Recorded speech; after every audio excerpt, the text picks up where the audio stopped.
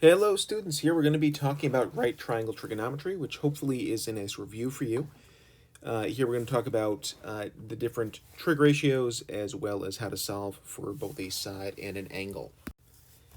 To start off, we're going to define our trig ratios, which are a really ancient type of math. This predates geometry, and some evidence goes back to, I think, the ancient Egyptians as far as where this comes from.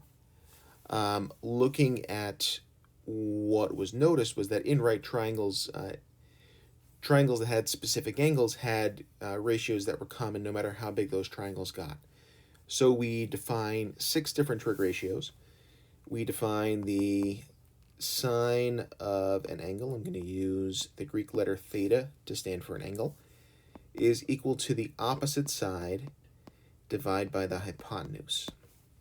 So looking at our triangle here, if I wanted to find sine of t, okay, the opposite side is 7, and my hypotenuse is 25. The answer would be 7 over 25. Note we're not finding an angle here, we're just finding that ratio.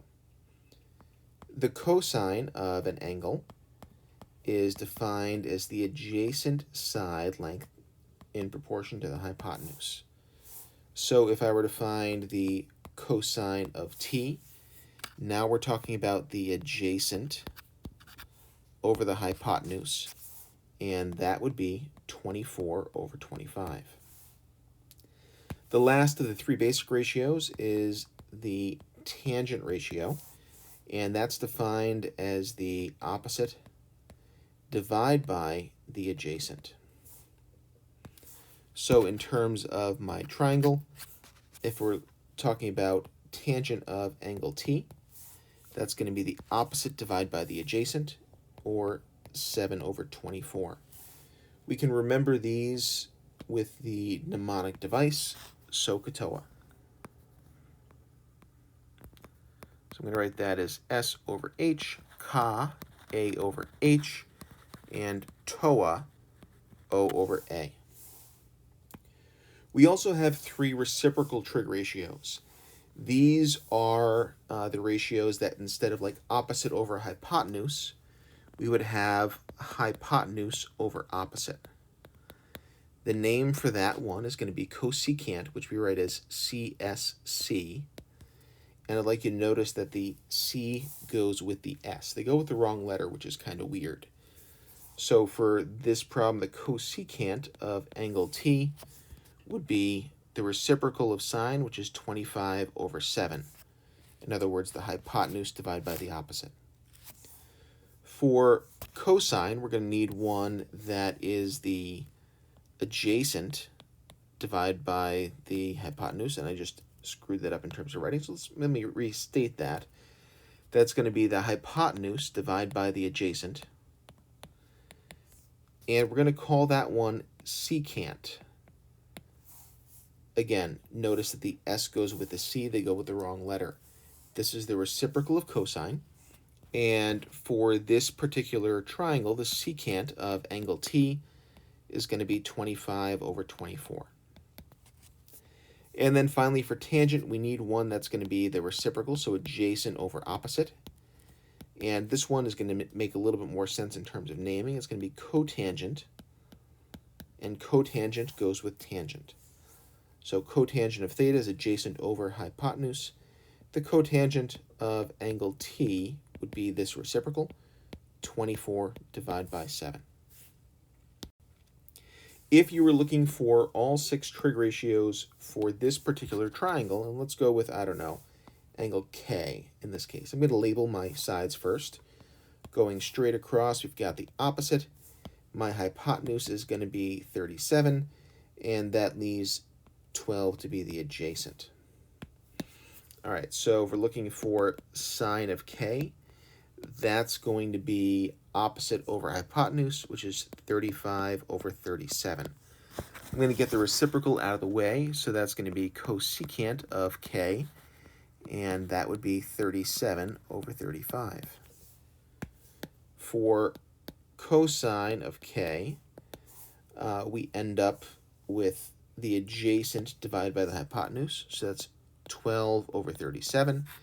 And secant would be the reciprocal of this, which is 37 over 12.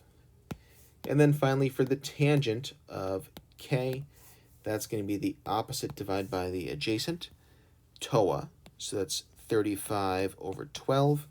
And for the cotangent of k, that would end up being that reciprocal, so 12 over 35. The next thing that we're able to do with trigonometry is use that trigonometry to solve for unknown pieces. We're going to talk about solving for both sides and for angles here. I'm going to base this on pieces that I know. So I'm being given angle W, so I'm going to circle that. And I'm just going to write this as the opposite. We've got the hypotenuse here, and we've got the adjacent here. So in terms of this, what I like to really look at is what information do we know and what information are we trying to figure out. We'd like to know the opposite, and we do know the adjacent. Because we have these two pieces, I need to think about this as, okay, SOHCAHTOA, the one that has both an opposite and an adjacent is tangent.